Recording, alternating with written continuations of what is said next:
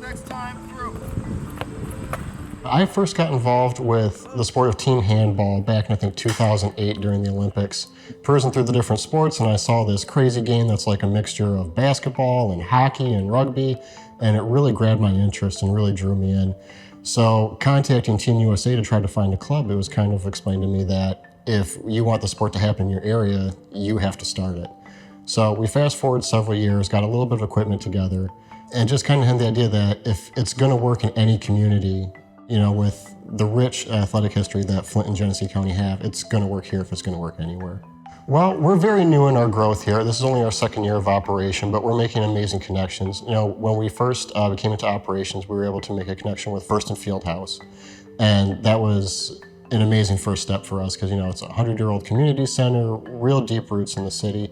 So through them, we've been able to offer youth clinics and adult clinics, absolutely no charge to anybody. From there, we've been able to make connections with groups like Canusa and the Crim Foundation. And as we're now in talks with groups like Flint Community Schools, we're working to get handball into every school in Flint School District. I'm very school and very student oriented.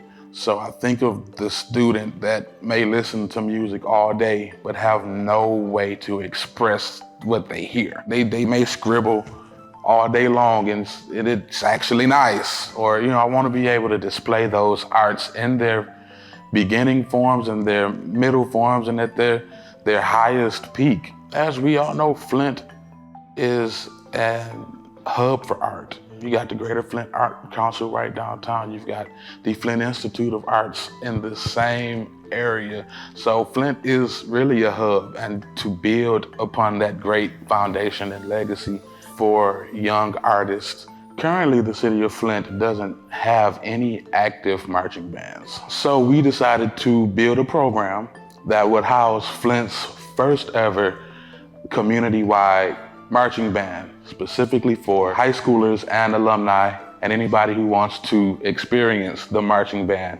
That kind of turned into what we have today, a full-fledged arts institute. It's Hidden Gems Institute of Instrumental Music and Fine Arts, which kind of encompasses not only music, but the rest of the art world, drawing, dance, jazz, whatever you believe your art to be, you name it, that's what we plan to provide.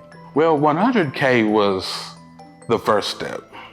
It took me building the confidence to come in and to become acquainted with 100K.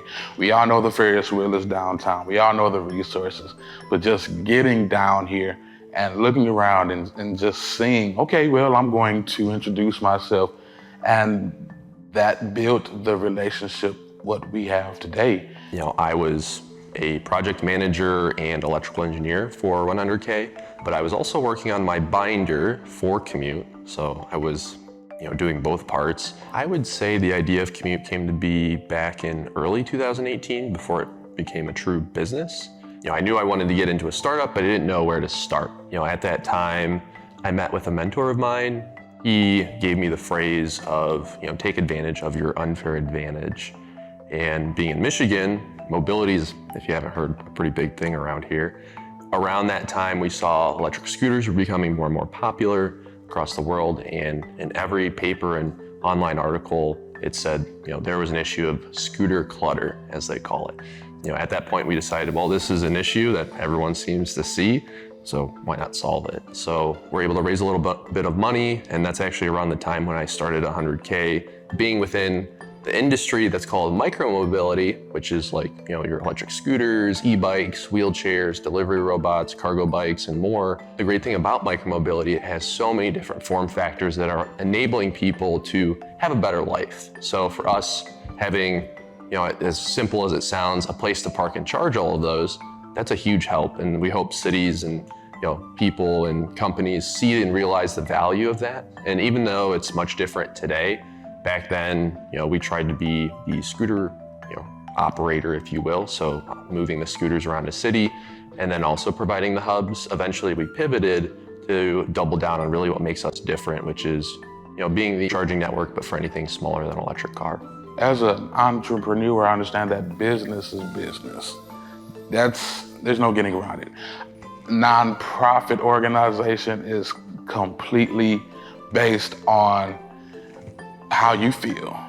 It's really vision focused, mission focused. It's not the avenue you take if you want to get rich, because I spend more money on my organization, which is the way it should be, but it's not gonna rake in the thousands and hundreds of thousands of dollars that you hope it would.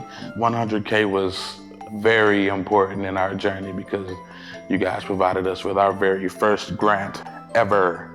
That grant allowed us to really get the ball rolling with a lot of admin expenses and things of that nature to really because starting anything is expensive. P.O. boxes, domain names, websites.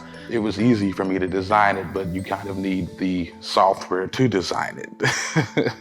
So 100K has been amazing, and we truly thank you and appreciate you. 100K ideas have been suggested to us by a couple family members who are also entrepreneurs and small business owners in the community.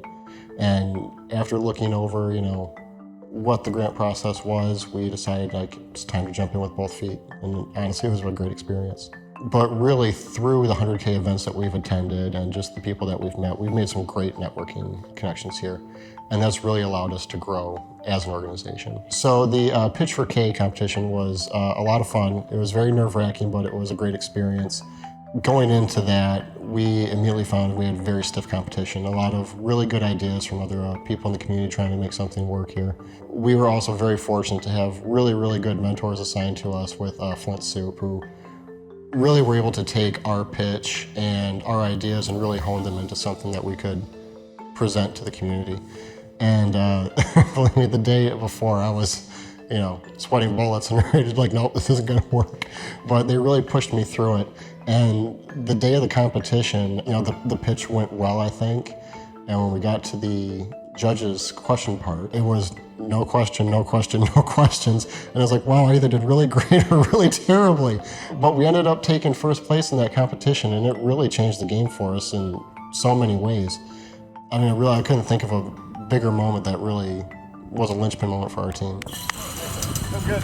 I would say the most impactful experience that I had at 100K was definitely the networking. During that early creation, met and networked with a lot of great people, had a few of the graphic designers help us with our logo and really help create the foundation of what Commute was. I have never really been exposed to others in different fields of business, graphic design, etc. And having that new perspective really helped me, one, start to build a team, but then also just have a better understanding of how different pieces of the puzzle affect creating a business from scratch.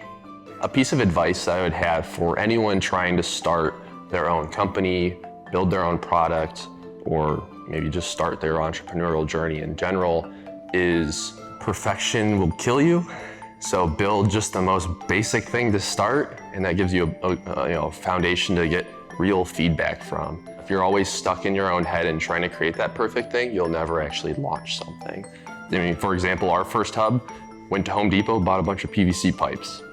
It wasn't good, but it allowed us to get started somewhere, and then we slowly graduated, and now it's a much more refined product. But you had to start somewhere, and for us, it was PVC pipes, hot glue, and cardboard. So you gotta start somewhere. Start it. It doesn't matter where. If you have an idea, write it down before you forget it. If there's something that you don't know, research it. Just be proactive, and start. You don't have time to waste, and the time is now. So put one foot in front of the other and move forward and closer to your dreams and realities. I think the best advice I could possibly give is to keep clear vision. It's really easy because, when you find out you start your own business, busy is the key word. And it's very easy to get pulled in a bunch of different directions and have your vision clouded by the day-to-day tasks that you have to do just to make a business function. But as long as you know what your product is, you know what your goal is, you know what your market is, and you just stay focused on those core things, you can make it. My other advice, if you're running into burnout or having a tough time or struggling in general, which you'll find that happens more often than not, is if you really are passionate about the company that you started and the mission that you're driven by, you'll be able to push through that burnout in some form or the other. Or maybe it's time to pack up that startup, and there's nothing wrong with that too. Failure is not always a bad thing. It just means it will allow you to move on to that next thing that really helps you through passion, and then you won't have as many burnouts. But having the passion is one thing, but then also having a really great team behind you. If you don't have a great team, you're not gonna survive burnout or the struggles. So, it's a combination of having a really strong mission that you really believe in, and then having a great team to back you up as well. As a company, we do have a core mission to really give back to Flint because it's helped us get where we are today. And we're still even located in Flint, and we employ and build and assemble all of our charging hubs in Flint and then deploy them throughout the US and starting to get into Canada as well. But we've seen just the positive energy of having something new and creative and different. We built, started, and continue to grow in Flint. It inspires others to do the same, which in return, it helps build the community and become a better community. And that's really where we see Flint going, and it's on the upswing. I can definitely see it in a lot of really great ways. So we're hoping more startups see this as a fantastic place to set up shop and grow and bring more people to the area. There are quite a few things that I'm excited for. One is the growth of the city of Flint. It's growing a lot faster than you think. And when you come downtown and you look around, and it's like, this is some place where I can spend time. This is some place where I can host an event. Hidden Gems Institute is not only a full-fledged art institute, we do plan on hosting other events in the city like poetry slams, jazz artists, those other musicians who need a crowd to play to. So I love the city and the fact that there's so much space to be able to do what you want to do without stepping on anybody else's toes. So that's what I'm excited about. I'm excited for the future. I think I'm excited mostly for just seeing the progress of the product since, the beginning of, the PVC pipe that I mentioned, but then getting to where it's now, and then knowing in a few years, the version that we have now is almost, in a sense, going to look like that PVC prototype, but obviously at a different stage in the game. So just excited to see the team and the progress of the product and how that in turn adds just more value to the people that we support. I'm very excited for the future here, not just for Flint City Sporting Club, but for our future with the community of Flint. We've recently gone through a rebrand from Flint City Handball Club to Flint City Sporting Club, and that is because we are now offering futsal, which is kind of like soccer on a basketball court. It's another high-energy, high-scoring event that I think people will really love once they have a chance to, engage with it. We're looking at our home Burston Fieldhouse going under renovations very soon after their 100th anniversary. With those renovations, for us is coming a full-size handball and futsal court, which will really change the game in not only how we can play with other teams, but how we can share the game with the community. Our new partnerships with people like the Crim Foundation and Canusa will only strengthen our bonds in the community, not just now, but in the ongoing future. I think the future is very bright for Flint City Sporting Club. When I think about people who could be best suited to join Flint City Sporting Club, really I think the answer is anybody. We've had people come out to play the sports with us ranging all the way from 5 to 45. There's really no gender gap, age gap, experience gap. Everybody comes in green here. It's just anybody who wants to get out for any reasons. We have some people that come out because they want a new athletic challenge.